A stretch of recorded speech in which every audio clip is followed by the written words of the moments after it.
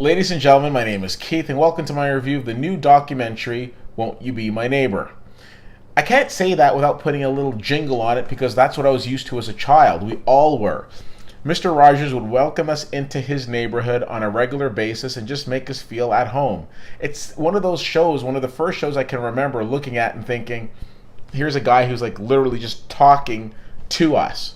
And that was his goal. He wanted to create a program that kids felt involved, and it was a program that dealt with so many different issues. This documentary, I think, does a really good job of exploring his background and his life. There were a lot of things that I didn't know.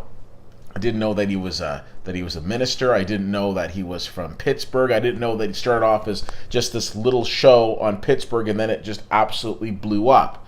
And I say blew up because when you get to the point in your career where you're being spoofed by Eddie Murphy on Saturday Night Live, not to mention on shows like In Living Color, you know you've made it.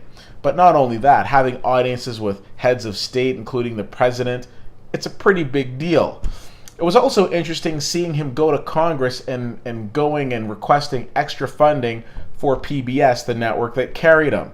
There were a lot of really interesting things about Fred Rogers, but for me, one of the most interesting things is that the person that he was on TV seems to be the person that he was in real life, as he came off as probably one of the most sincere, genuine people that you will come across. In a world right now that is kind of all topsy-turvy, it's refreshing to see a film that is about somebody whose heart was extremely genuine and just really cared about people, specifically kids, and the human spirit, and believing that you can have that impact on people. So I found this documentary to be very refreshing, very enjoyable, and basically what we really wanted to see or need to see at a time like this.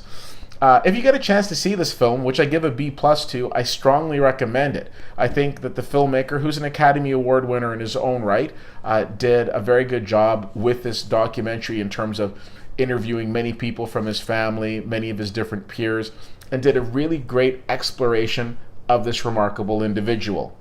So, if you have the chance to see Won't You Be My Neighbor, let me know what you think. CFL_fan on Twitter, Facebook.com/WittyWhittier, and WittyWhittier.com. Thank you so much for checking this out. My name is Keith, and I'll see you at the movies.